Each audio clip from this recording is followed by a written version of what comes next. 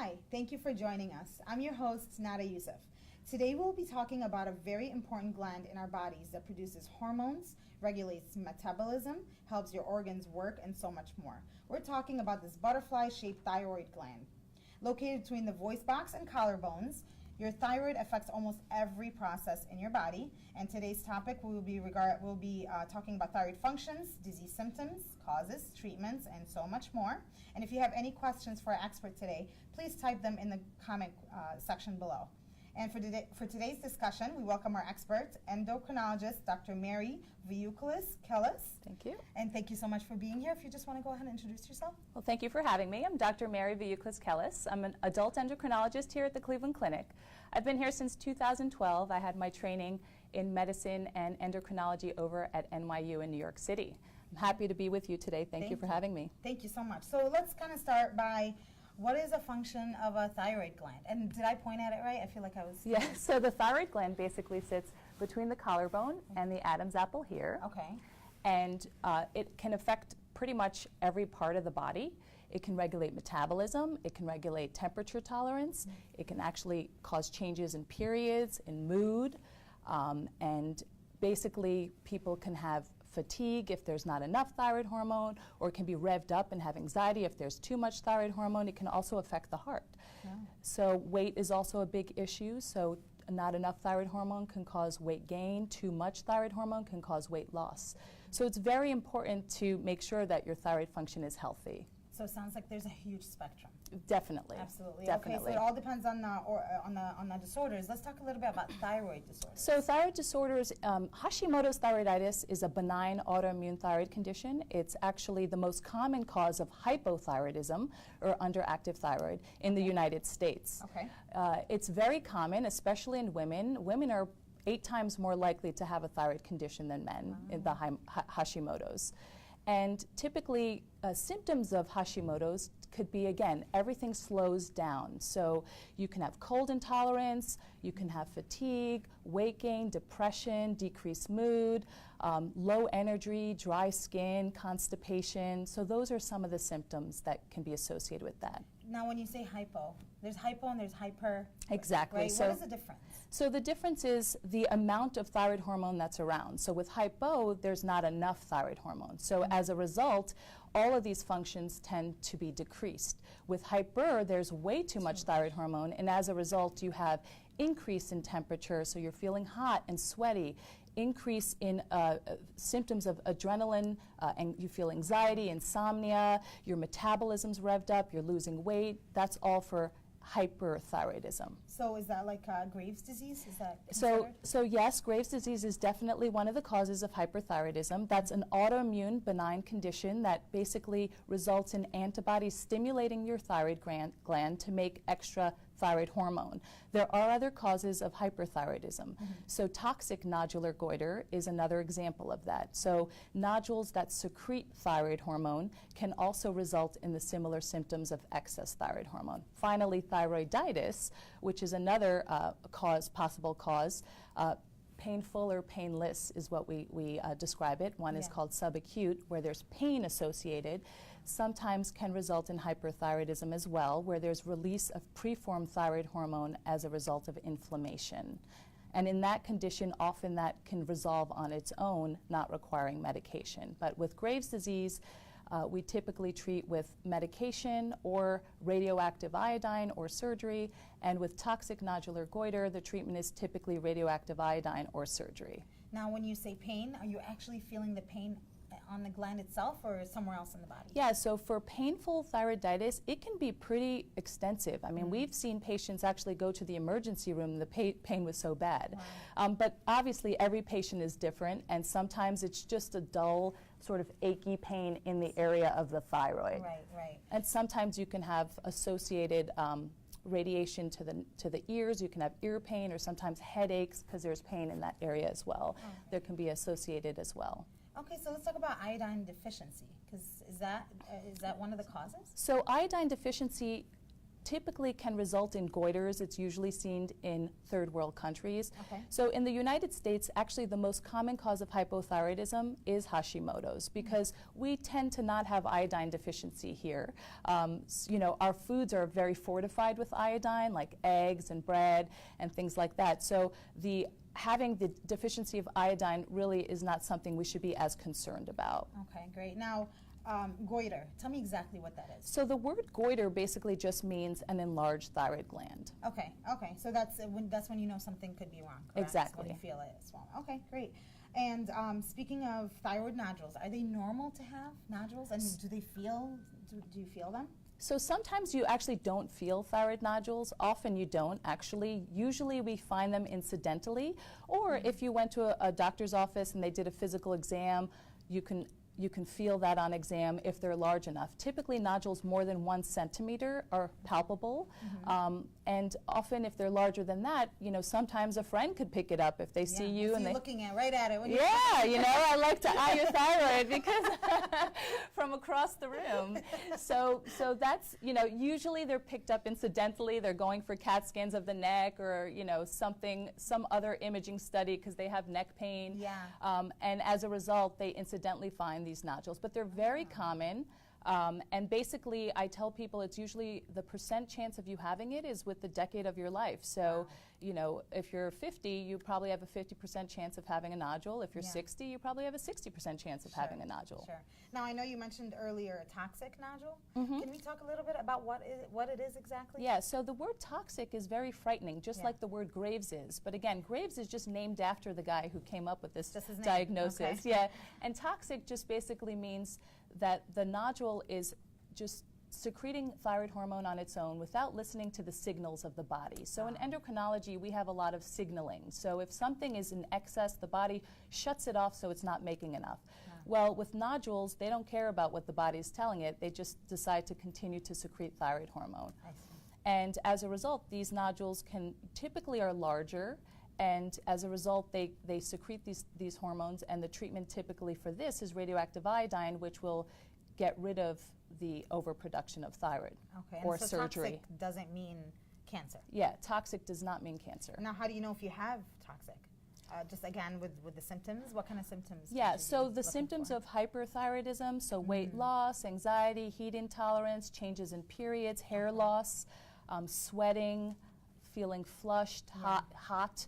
And then obviously when you have those symptoms and you go to your physician, they check your blood tests, and if the blood tests reveal hyperthyroidism and there's something felt in the neck, then we can, you know, do a thyroid ultrasound, which is a non-invasive test that looks to see exactly, you know, if there are any nodules in the neck. And then if that's the case, we also do what's called a thyroid uptake scan, where we take a pill that contains radioactive iodine. It's a small dose, and it takes a picture of your thyroid. And if those nodules are producing thyroid hormone, you'll see them light up. Wow. Yeah. Wow. Yeah. So what are the causes for this toxic nodule, besides maybe iodine deficiency? Well, it's not that. It's they're called autonomous nodules. So we don't really know the true understanding, but what's happening is there's something on a cellular level that's causing these thyroid nodules to just continue to grow, and as a result, they end up secreting. Miscommunicating. Yeah. Okay, great. So what about a TSH level? You hear that a lot when it comes to thyroid. What is that? So TSH stands for thyroid stimulating hormone, and actually that's a pituitary hormone. And it's the most sensitive marker of your thyroid. So the one thing that's very important to understand is that this level actually, when it's low, means that you're making too much thyroid hormone. And when it's high, you're not making enough. It works opposite the thyroid.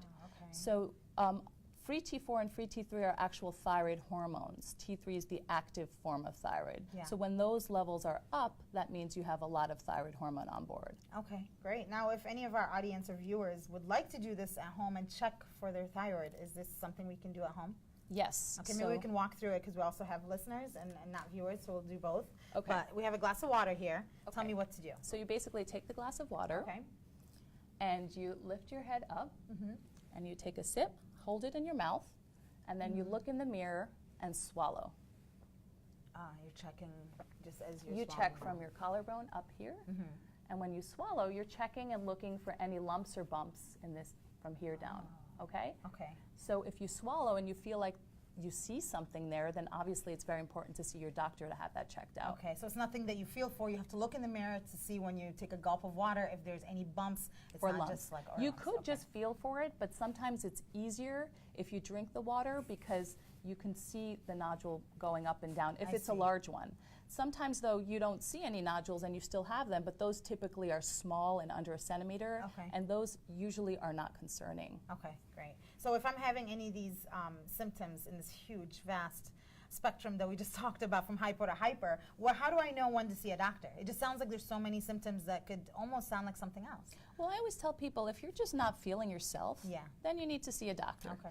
And you tell them your symptoms and they will run some labs. It's not always a thyroid issue that can cause these things because, again, these are such general symptoms, but it's always important to let them know. If you have a family history of thyroid, you're much higher risk of having a thyroid condition, so that's really important to know as well. Okay. So if you're experiencing any of these symptoms, it's important to see your doctor to have that further evaluated. Great. And then when is surgery needed then? So surgery is usually needed in situations where your gland is so large that it's causing issues swallowing or breathing. That would be one indication. Obviously, if there's thyroid cancer, when you get a biopsy of a nodule that is found. Sure. And again, in certain situations, like for example, toxic nodular goiter or Graves' disease, it can also be used for those conditions as well. Sure. And I know, so thyroid really affects your hormones, right? Yes. And so if your hormones are out of whack, how do I know what if it's the age of menopause? How So can you tell the difference? that's very important because thyroid can be diagnosed at any age, but often we see people ages 40 to 60 women who are getting diagnosed with thyroid conditions, and sometimes a lot of these symptoms can be menopause symptoms, and it can be sort of poo-poo that, hey, whatever, you're going through menopause, leave me alone, but that's actually not the case because sometimes while it is menopause, you can also have a thyroid condition that needs to be evaluated. So if you're going through the change and you're having irregular periods, it is important to have your thyroid evaluated just in case that could be the cause that your periods are irregular. Right. Maybe your body's not ready for menopause, but you're having these irregular periods because there's thyroid dysfunction. Sure, sure. Okay, and then let's talk a little bit about diets or supplements. What should we eat? What should we not eat? Okay, What do you have for us? so this is very controversial. There's a lot of Always stuff is. online about this. Yeah, diet is... So, once you're euthyroid, or if you have normal thyroid, you don't have to avoid things. So you read about cruciferous vegetables, which are broccoli and cauliflower. You read about kale and all these things that can have potential to affect your thyroid, but you don't necessarily have to avoid these things, especially if you're on thyroid hormone supplementation and if your thyroid function is normal. Similarly with soy, there's a lot about soy and how it affects the thyroid. I would say that if you're taking a lot of soy around the time of when you take the medication, perhaps there can be issues with absorption. But in terms of the way you take that medication, we do have some guidelines of waiting, taking it with a glass of water, waiting before eating or drinking anything, and keeping vitamins and iron tablets 3 to 4 hours after taking those pills. Great information. Thank you. Okay, so I have some thyroid myths. I want you to debunk them for me and then tell me why.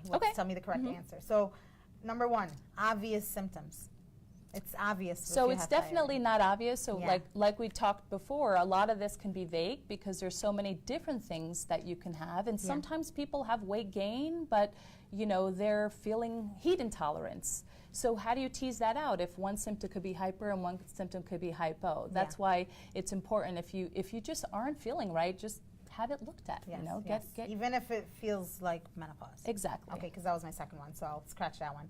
How about thyroid disease makes your eyeballs bulge? Okay, so the eyeballs bulge thing is you're beautiful. The eyeballs bulge is a rare situation. Graves' eye disease is typically usually seen with Graves, which is the benign autoimmune condition, and it can sometimes be seen in smokers more. So if you're a smoker with Graves' disease, I would urge you, regardless, to quit smoking. But for people who have Graves' eye disease, it's treatable condition. Sometimes we give supplements. If it's a mild condition, we can give selenium. If it's severe, we give steroids, and obviously ophthalmology helps along. And sometimes if things aren't as good, we might have to do surgery. Okay, all right. And then we talked a little bit about thyroid nodules. does not mean you have cancer. Yeah, correct? so that nodules 90% of the time are benign. Okay, great. And then iodine supplements are needed if you have thyroid disease? So no. Absolutely not, yeah. I mean, you know, We if you want to take a multivitamin that contains iodine in it, that's fine, but you don't need to take extra. And the problem is sometimes taking extra can be an issue because it can throw you into hypo or even hyper in certain situations. Right. We're getting a lot of questions. I'm going to ask you one more thing before I go to the live. Now, if I see a nodule, if I do this drink of water like we talked about, and I see a little nodule, a little bump, is this something to be concerned about right away, or is this something I could just do at home to regulate what I have before going to a doctor? If you see a bump, you should probably see a doctor. Okay. Yeah, great. and I would say seeing an endocrinologist would be a good start because they can sometimes do the ultrasound in the office or send you for an ultrasound and then decide if it's something that needs further evaluation. Okay. Sometimes you'll need a biopsy, which is a little needle that they put into the nodule to take cells to see and make sure that they're healthy. Okay, great, excellent. All right, so let's go to some of these questions. I have Marilyn. When I first started taking the medication, I felt better. Now I just feel as bad as I did before I started taking it. I don't go to see my thyroid doctor till August, but I told her the last time, which was 2 months ago, that I wasn't feeling any better and she did not increase my thyroid meds. Why would that be, and what can I do? Okay, thanks for your question, Marilyn. So I'm not sure what your labs show. The range for the thyroid is very wide. It really depends on the lab. TSH is about 0.4 to 4.5 in certain labs. It's a very wide range. So, you know, personally, as an endocrinologist, if someone's not feeling right and they're in a place where I could potentially increase their dose a little bit, but keep them in a safe, healthy range, I could do that, and I usually do. But if you're in a very healthy range and you're still not feeling right, well, then maybe it's not your thyroid. Okay. So these are other things that I like to tell people that, you know, when you have Hashimoto's, which is an autoimmune condition, you can have other autoimmune issues. Right. You can have B12 deficiency, which is pernicious anemia, that can cause fatigue. You can have celiac, which is a gluten intolerance, that can cause fatigue. Wow. You can have adrenal insufficiency, which is a low cortisol. It's rare, but that can cause fatigue. You can have diabetes, type 1, which is autoimmune. Yeah. So there are a lot of other things that can cause fatigue. And by the way, sleep apnea, which is very undiagnosed, can also cause fatigue. Wow. So if fatigue is the issue, we need to look into what's causing that. We need to review diet. We need to rule out other things. Okay, great. Thank you. And I have Kathy. Can an enlarged goiter right itself after menopause? So enlarged goiter is just basically an enlarged thyroid gland, and going through menopause doesn't necessarily change the anatomy of the gland. So you'll probably still have enlargement of the gland. Sometimes, you know, thyroid levels can change because of the estrogen going down with menopause, but it doesn't really affect the anatomy of the gland much. Great. And then Beth Ann, my medicine was increased in June 1st to 75 milligrams of, is it Armour? Yes. Thyroid? Because I had symptoms of hypothyroid. And my latest blood work shows my TSH at 0.92 and my T3 at 4.2. Hormonal levels are normal, however, my hair continues to fall out in handfuls and without even touching it. How long should I expect this to last? Is there anything I should be doing? Could my medicine be too high now, causing my hair to fall out as all my other symptoms has subsided? So hair loss is a big issue. I don't know, how old is Beth Ann? Do we see how old she is? Nope. So any changes in thyroid function could potentially cause hair loss, and sometimes it can be prolonged, and it could be 3 months later, even when the levels are normal, that you can start seeing improvement in the hair issue. Okay. But sometimes it's not just the thyroid that can be affecting the hair loss, it can be other things. Right. So looking to make sure that there's no iron deficiency would be one other thing to consider. And sometimes if you're in menopause, in a low estrogen state, that hair follicle starts to thin, so things start to appear like you have thinning or thin hair, and that could also be a reason. Okay, and speaking of thin hair, Kathy wants to know, is hair loss or shredding a symptom of thyroid disease? Yeah, it definitely can be. A lot of people lose thyroid, with thyroid dysfunction can lose hair, and typically it can be reversible. When you're losing hair, you know, kind of falling out. Yeah. There's also another condition called alopecia areata. It's an autoimmune condition which actually can result in hair loss. Usually it's like round spots of hair loss. Sure. So definitely there is a connection between thyroid and hair loss. All right. And Mary Jane, why do my thyroid tests always come back okay, but I have almost every symptom of thyroid? That's always my issue. I'm like, it just sounds like I have every symptom. Well, see, that's the thing. It's very hard to tease out because it's such a general, there's so many symptoms that can be associated with thyroid because the thyroid affects everything. So the most important thing is, if you're keeping the levels within a healthy normal range. So yeah, you could have a TSH that's considered normal, but it's really not normal. And in that situation, we could increase the dose to see if you feel better. But if we do increase the dose and you're not feeling better, then definitely it could be multifactorial. There can be other things causing this to happen. So we'd have to tease out little by little, dietary, refined sugars, processed foods can make you feel fatigue, they can create a lot of symptoms that could, be comparable to thinking that it's a thyroid issue. Right. Fatigue definitely is a, pretty non-specific issue, so we would have to look into other causes, If I want to check my TSH levels, can I go to my primary doctor if I don't have any issues, but I would like to check on my thyroid because it seems like it kind of controls a lot, and yes, hormones of course. is a big thing. Of course. So I could just go to my primary care physician, just ask him for these levels to be checked? Yeah, so we primary care physicians check thyroid levels all the time. So you can just tell them, they usually start with a screening test, which is TSH. Other tests we check are free T4, free T3 in people who are hyperthyroid. And then thyroid antibodies are, clues to autoimmune thyroid conditions. Right. So thyroid peroxidase antibody, thyroid globulin antibody, and in the case of hyperthyroidism, TSH receptor antibody or thyroid stimulating immunoglobulin. Great, awesome. Okay, let's go to Cecilia. My sister does not take her medication all the time, and lately she's been having suicidal thoughts and depression. Oh no. Is this from lack of thyroid medication? So thyroid medication absence of when you're hypothyroid can certainly affect your mood and cause a decreased mood, and thank you for that question. I hope your sister can get help, and very important for you to get her to a medical facility to have that checked out. If she's not on medication, she needs to be on it, but also for the suicidal thoughts that she's having, definitely needs to have her evaluated right away. Sure thing. All right, and then Linda, should one positive test of thyroids that's over the normal level mean you need Synthroid? What is Synthroid?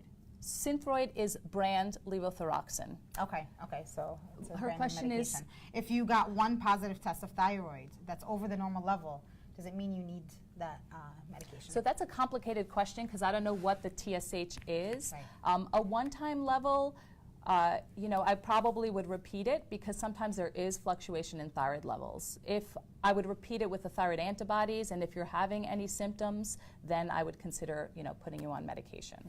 Okay. And then Mary, is extreme fatigue common with a treated thyroid?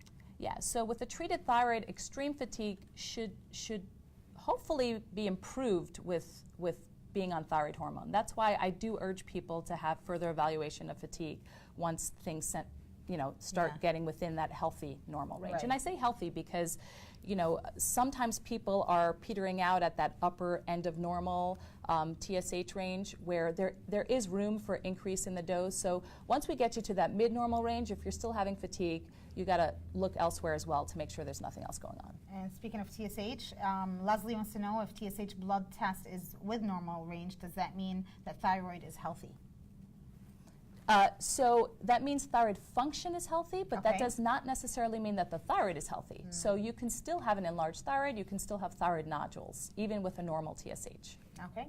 And then Renee, I have hypothyroidism, and my doctor prescribed me 100 milligram of Synthroid, but I have seen no effects. Is there something better on the market or anything in home remedies?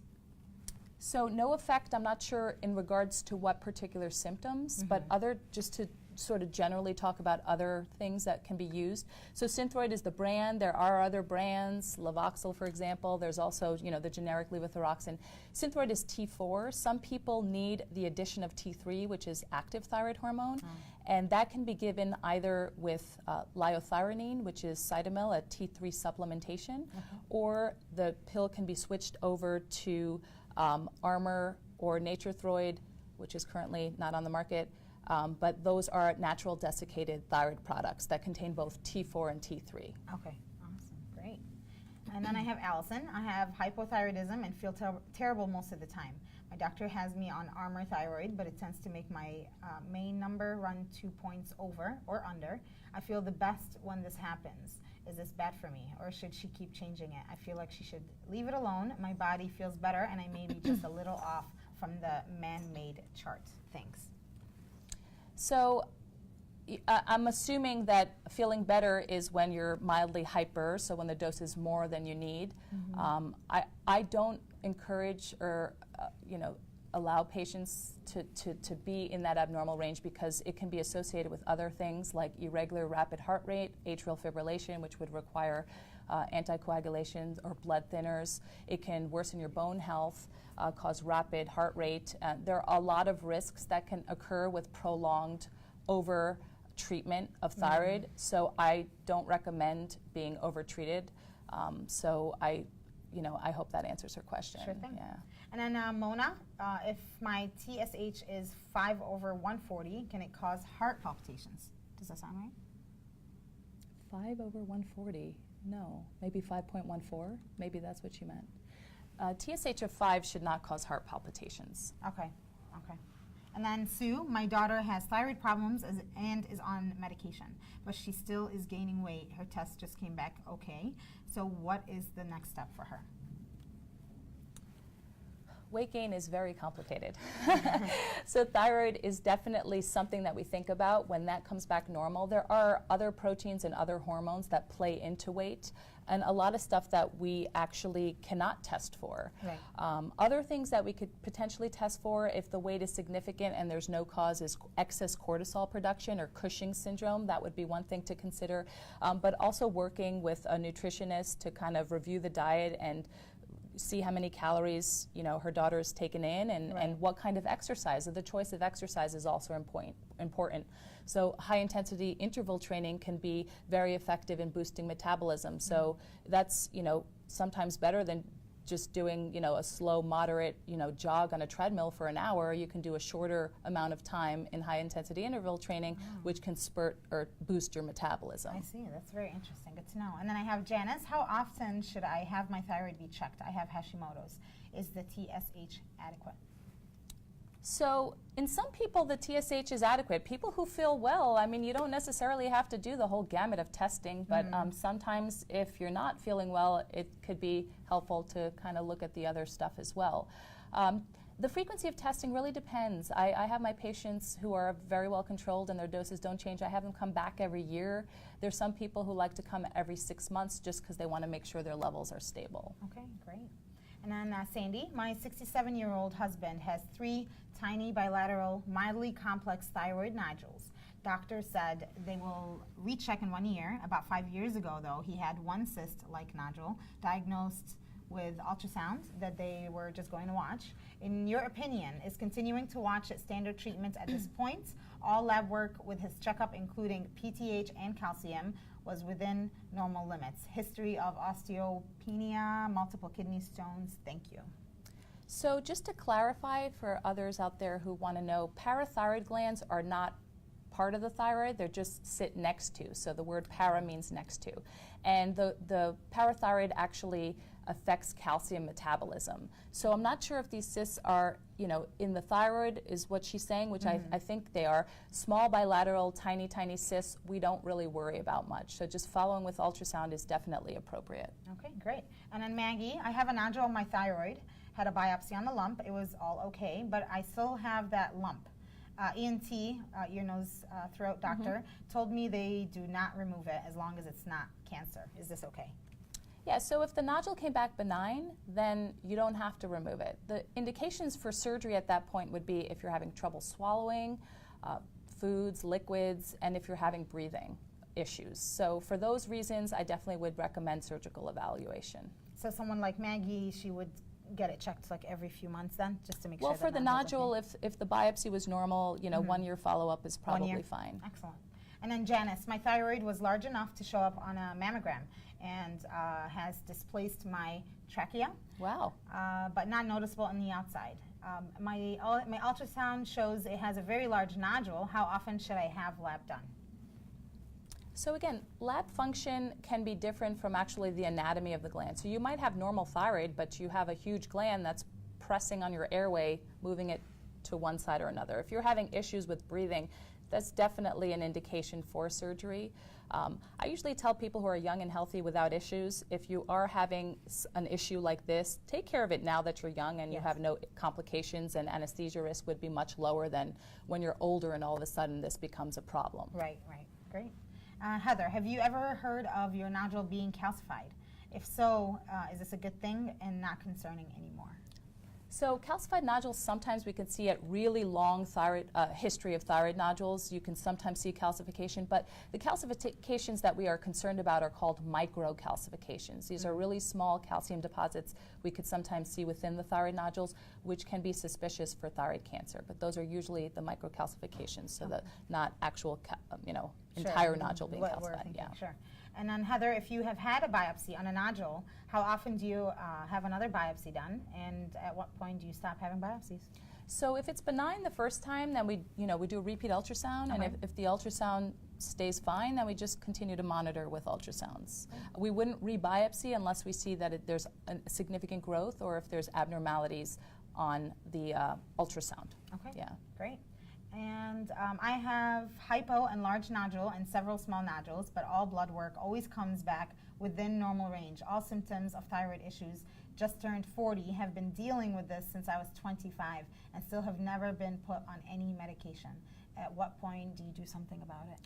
So that's the thing, when you can have a huge thyroid and not have any thyroid dysfunction. So it depends again where that TSH is.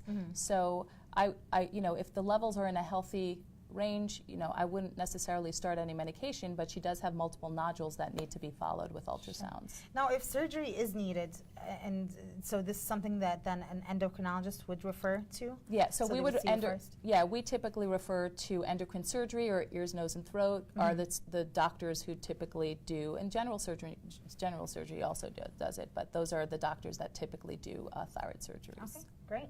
And let's see. And Sharon, is there truly a difference between synthetic thyroid hormone and animal-based thyroid hormone when it's used to treat hypothyroidism? So there is a difference in the fact that synthetic is T4, the levothyroxine synthetic, and then the animal thyroid has the T4 and T3. There's also synthetic T3, liothyronine. Everybody is different. There are plenty of people on the T4 that feel perfectly fine, and then there's some people who don't. So that's why it's important to have a good doctor-patient relationship that you trust, because they know you, and if you're not where you need to be, you have that conversation, and they can consider putting you on something different if it's just not working for you. Sure, great. And Alice, do you prescribe Armour or Synthroid for most of your low thyroid patients? I have people on everything. Synthroid, levothyroxine, Levoxyl, Armour, Nature-Throid, combinations of levo and liothyronine. Everybody's different, and I treat every individual the way, we have the conversation, and, again, the guidelines tell us to use the levothyroxine, but in the real world, not everyone does well on that, and there's a small percentage of people that don't convert T4 to T3, and in that group of people, adding T3 is helpful. Another population of people where it's helpful is people with mood disorders, so depression. Adding T3 sometimes can be helpful in that group of people because it makes them feel overall well. Sure, sure. So everybody kind of needs their own customized treatment plan. Yes, yeah. Sure. And then Mary, could you explain hyperparathyroidism? So hyperparathyroidism, again, is not a thyroid condition. It's related to the parathyroid. So I don't know if you guys can see this little guy here. He's a thyroid. He's this guy.